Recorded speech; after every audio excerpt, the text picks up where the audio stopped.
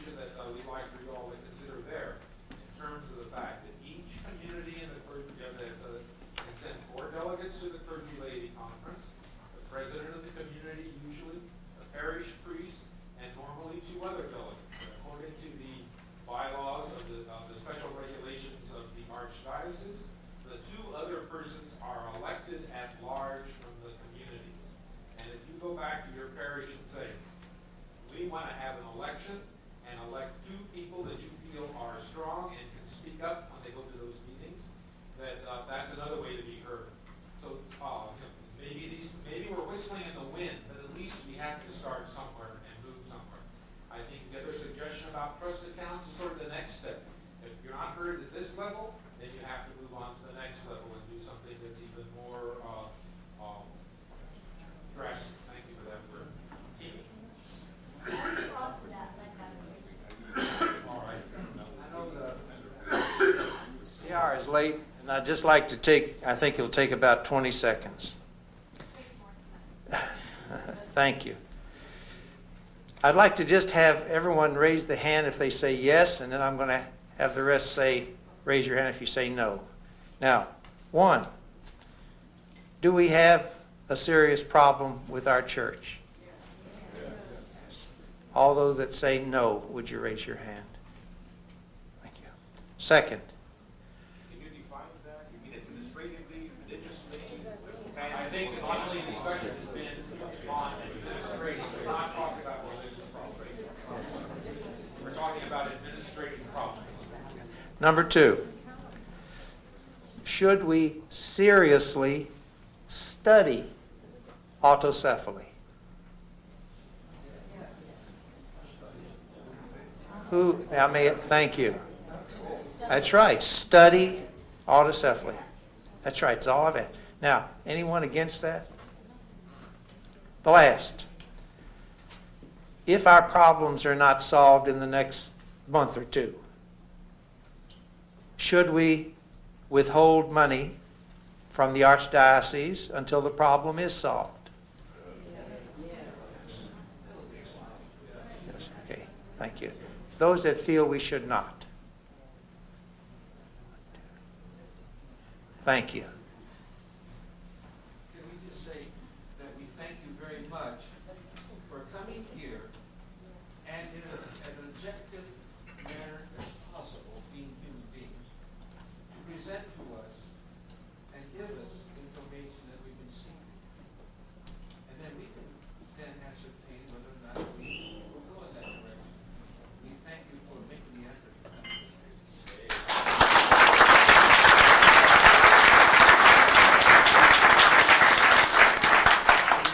Would you like to come to the microphone and say that so everybody can hear you? Thank you, George.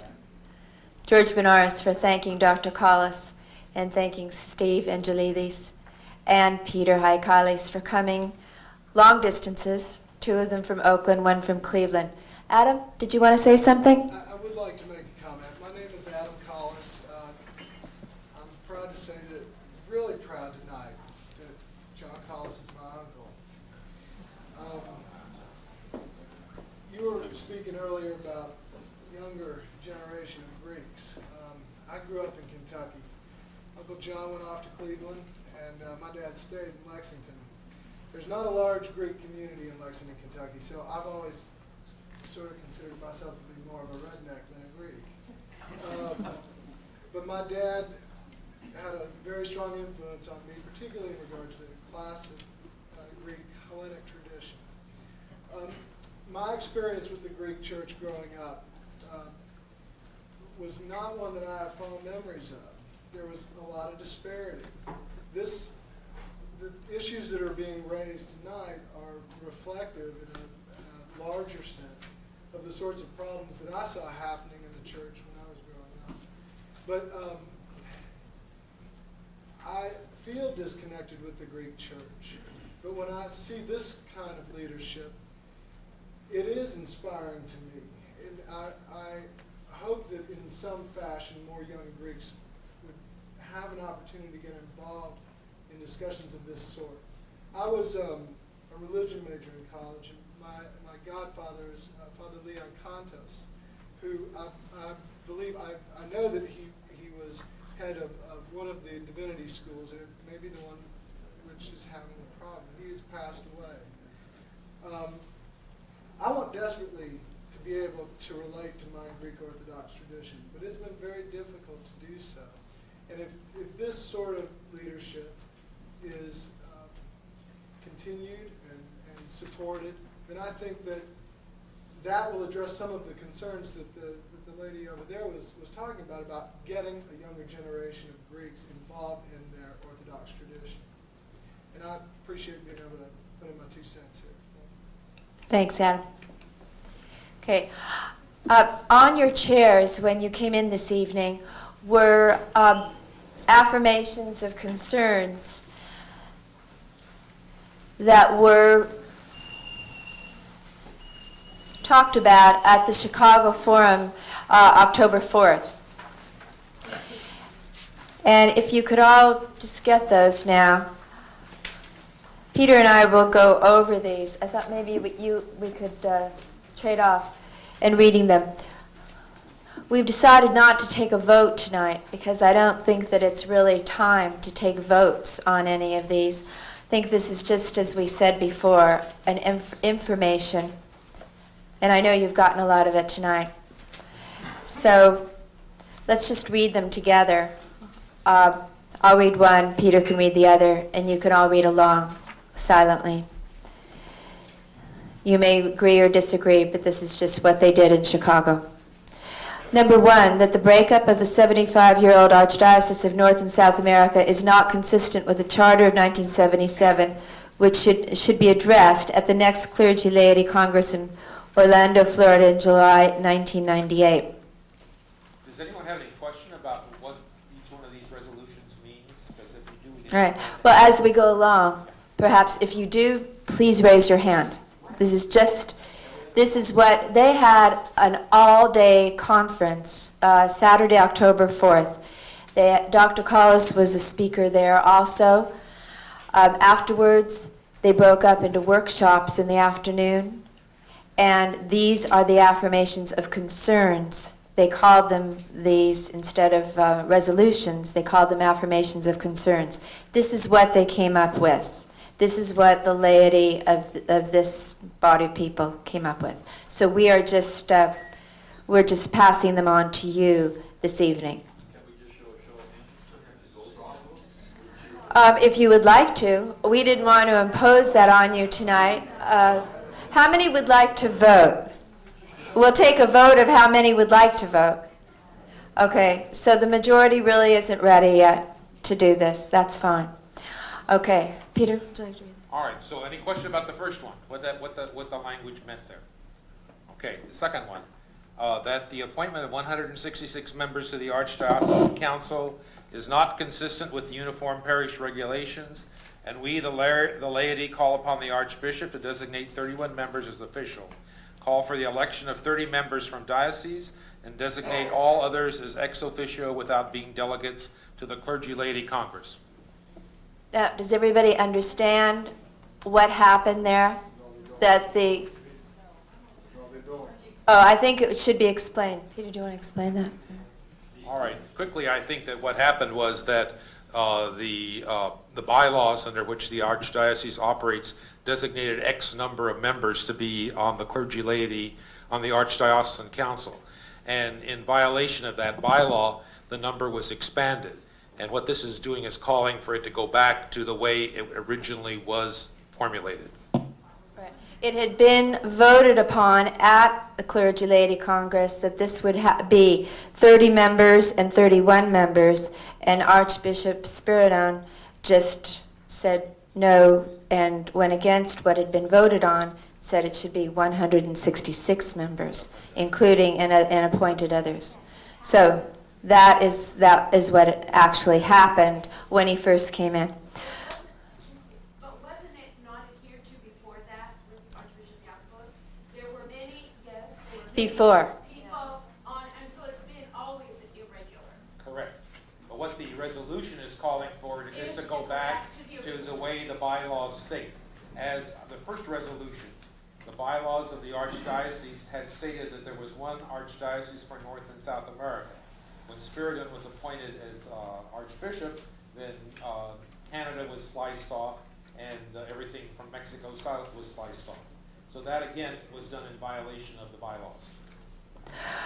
3, we respectfully call attention to the provisions of the existing charter of 1977, which provide that any revisions to the charter must emanate from the Archdiocesan Clergy Laity Congress, and respectfully request that the charter provisions be followed.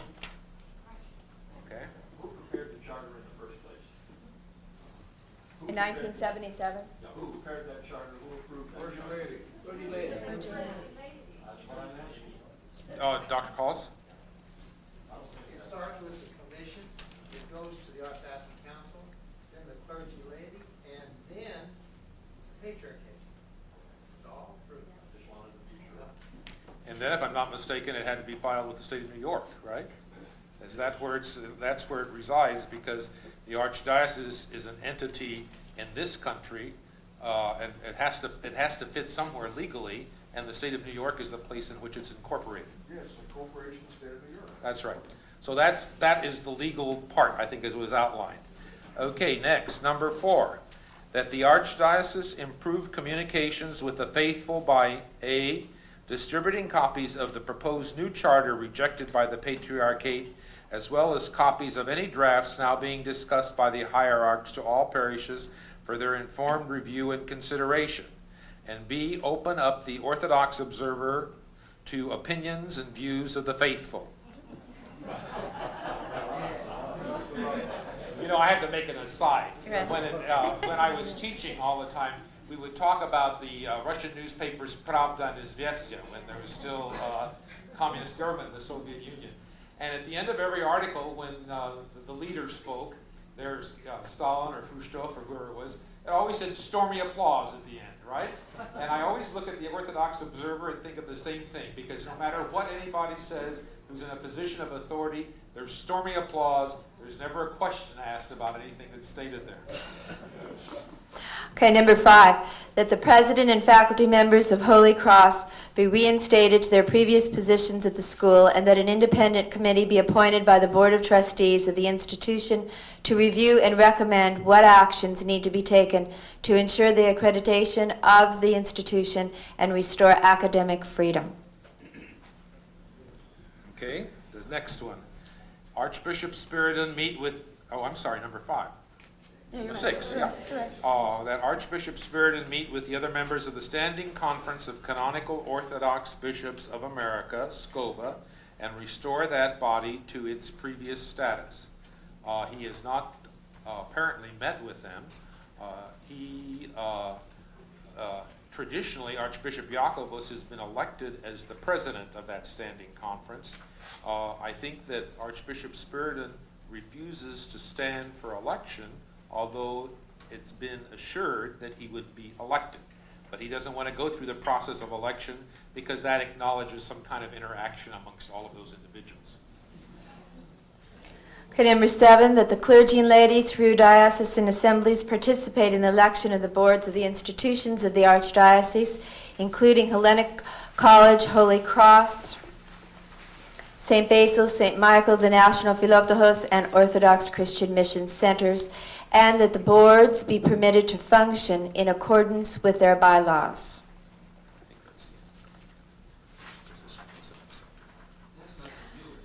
Yeah, yeah. They've been doing this all before. Right. Now it's wiped out and they just want to reinstate. Is that correct? I believe that the spirit of these resolutions simply calls for a return to following the procedures as set out in the bylaws and the guidelines and the general regulations of the church. I'm sorry, can you hear me in the back? Here, why don't you just use that? I'm used to projecting my voice out. Here. So that the spirit of these resolutions or affirmations, and in fact they are affirmations, because what we're saying is that we want to affirm that what has been legally adopted and accepted be the rule by which we go. I don't think that they're going beyond that. And I think that the purpose of the resolutions was to enable us to have the kind of discussion and debate that we have here, but to do it within the context of a set accepted standard of rules and laws. And just as everyone in this room has a different opinion, and that's appropriate, they should have a different kind of, everyone's opinion is not going to be the same, we still operate within some kind of parliamentary kind of context. And I think that that's what these resolutions are calling for. No arbitrariness, but returning back to something that everyone has agreed to. Those are the rules of the game. Now, the next three were actually tabled by the people in Chicago. And as you can see, they're not actual law, which we've been talking about, or standards that we've been talking about before, but you can read them, or I'll read them to you, but they were tabled because of what you'll see. That the Orthodox Christian laity take the lead in organizing a national organization of parishes of the Archdiocese to seek approval of the resolution of this body or the recommendations of this body by the parishes to represent the concerns of the Church with regard to the present crisis in the Church. Number 9, if the above concerns are not seriously addressed, to consider recommending the withholding of some of all of the parish assessments from the Archdiocese, and that was brought up by Dr. Collis just a few minutes ago. And most of the people in the room raised their hands for that one.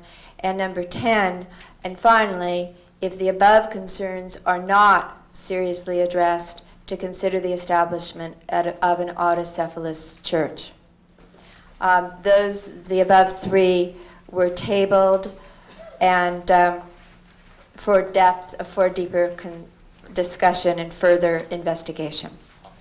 So now Peter and Steve have another resolution, and we're going to pass this out to you right now. This is the last thing on the agenda, and we just want you to read this and see what you think about these. Okay, you want us to pass this? Before I do that, did you have a comment about what's transpired so far? This is just a small point of clarification. You'll notice that 8, 9, and 10, excuse me, Timmy, 8, 9, and 10, we say were tabled. We were running out of time at the meeting in Chicago, and all three were put in one paragraph. And when the group looked at, just think of looking at those 3 paragraphs and being asked to vote on all 3. They just didn't know what to do. It's not that they voted it down. It was just we ran out of time. Okay. The resolution that's been being circulated to you now is one that we're going to propose at our meeting on the 13th of December. And it simply has to do with the Clergy Laity Conference. I'm sorry there aren't any more copies left. Number 1, be it resolved the 1998 National Clergy Laity Congress be an open, fully participatory meeting with the opportunity to freely discuss and explore issues of primary concern to delegates. B, the delegates to the Congress representing each parish be chosen in strict conformity with the special regulations of the Archdiocese. And we've quoted the appropriate place where that's explained. And as I stated before, it simply says that there are 4 delegates from each parish. The parish priest is one of the 4. The president of the parish council is the second one. And delegate number 3 and delegate number 4 are elected by the General Assembly of the parish. Now that's not been standard practice before, but in preparation for this Clergy Laity Congress, we may very well want to consider doing that. And if you feel strongly about that, when you go back to your parishes, simply bring that up at the next General Assembly meeting and say we'd like to have our delegates elected in conformity with the law. And it tells you exactly where that piece is. The Diocesan Clergy Laity Congress held prior to the National Clergy Laity Congress be conducted in strict conformity with the special regulations of the Archdiocese regarding selection of delegates and timelines for the meetings. Our diocese-wide Clergy Laity Congress, according to the national guidelines, must be held at least 120 days before the National Congress, which means if the National Congress is in July, the Diocese Clergy Laity Congress has to be held when? June, May, April, March. It has to be held, it should be held at the end of February, the beginning of March, to provide for the 120 days. That has never occurred in our diocese, nor does it occur in any other diocese. The reason that the rule was set out was so that there would be a timely passing up of information so that the agendas of the other meeting could be constructed properly. Again, if you feel strongly about this, we provided you with the place in the bylaws where it exists, and when you go back to your own parishes, you can start to lobby that this diocese-wide meeting be held, and that means in the next 3 months. Letter D. If the Diocesan Clergy Laity Assembly does not meet prior to the National Congress, the parishes in a given diocese may submit their proposals directly to the Archdiocese. That is 120 days before convening of the National Congress.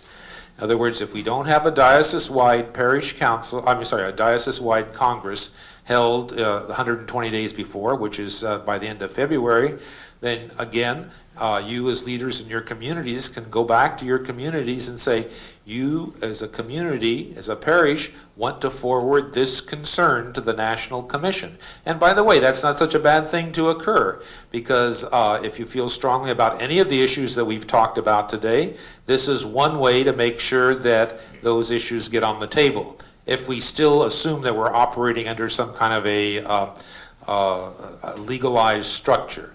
So again, when people ask about what can be done, these are some of the things that can be done. It's sort of, you all are the people now to go back and after hearing what's been said tonight, if you want to light the fire, or if you want to push, or if you want to do, I know it's a thankless job sometimes, but I hope you'd think about doing it. Finally, those of us present at this meeting commit ourselves to work in our home parishes to implement this resolution, which is what I just said. This resolution has been passed out not so much for voting, because we're not going to vote tonight, but I think it contains the kernels of information that are important. And these pieces of information are important for you to go back and work with. I think that about is going to conclude our meeting. Yes, Yes. One of the things, being I've gone to a clergy laity. Would you identify yourself, please? I'm an Orthodox from St. Anthony's. One of the things that I remember going to the clergy laity, we did not get the information in our parish to us before we could digest it. It was like given to us in a big valise almost. At the clergy laity, we could not digest it. Incorporating in this is that we get the information in our parish to our representatives, and so that the parish can look them over, and we're not so, dumb when we go there. That's correct. And we've asked, and I think it might be in the rules already, but it's never been, to my knowledge, it appeared. That's correct too. I think that again, it seems to me that the only thing that can be done right now is that your parish go on record in a general assembly and state that, vote it, and send it forward. At least you started to make that kind of statement and commitment. I'm not sure that there's going to be a response, but unless you start to go on record, you don't get anything done. And I sympathize with you, because when I went to the last meeting in in New York, I was given a huge packet of information. I got there, I was made chairman of the subcommittee which dealt with Hellenic College. We spent 2 days talking about Hellenic College and came away with the opinion that there were no problems there at all. And it didn't take very much longer thereafter, by the time I got back home, to find out that things were not quite as represented.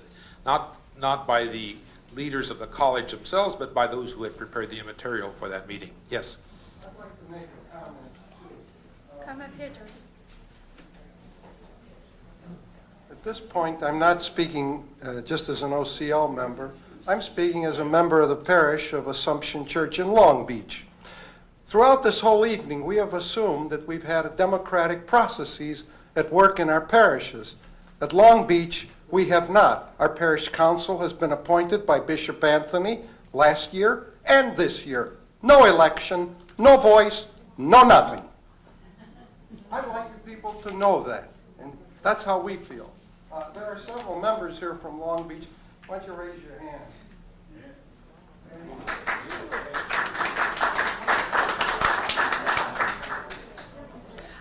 All right. Two more questions. Okay. Yes. Yeah. Thank you for coming, Bob. Bob is the only. He's the only Antiochian who's not. My namesake, Andrews, Arabic, you were Andreas, right? You got it, okay. He had to say, aren't you glad you have a name you don't have to spell? I didn't know he changed it. But anyway, on the number 6 on your list, Yes. I'm on the National Archdiocese trustee for years. We went to a meeting last end of September, and they addressed this subject about COVID. But our bishop is the vice president of school, and one of our parish priests is the secretary. And he talked about calling the Spirit onto his headquarters in Jersey, because he's in New York, they're close. He came 2-3 times, didn't want to do anything. But then at the meeting last week in September in Oklahoma City, which maybe this is an update you didn't know about, it's the only reason I'm mentioning it, because who knows everything, you know? There's so many things. But before your December meeting, you can call Archbishop Philip, or whoever you want to call him, but he said he got permission to send ballots to all the members of school, which is about 13 canonical bishops from all the national jurisdictions that sit on that board. He got permission for ballots. So it's all going to come back unanimous, I'm sure. Even though he said, I don't want to vote, I'm in anyway, they said, wait a minute, give us permission to vote. And they did, he did, in the balance of consent.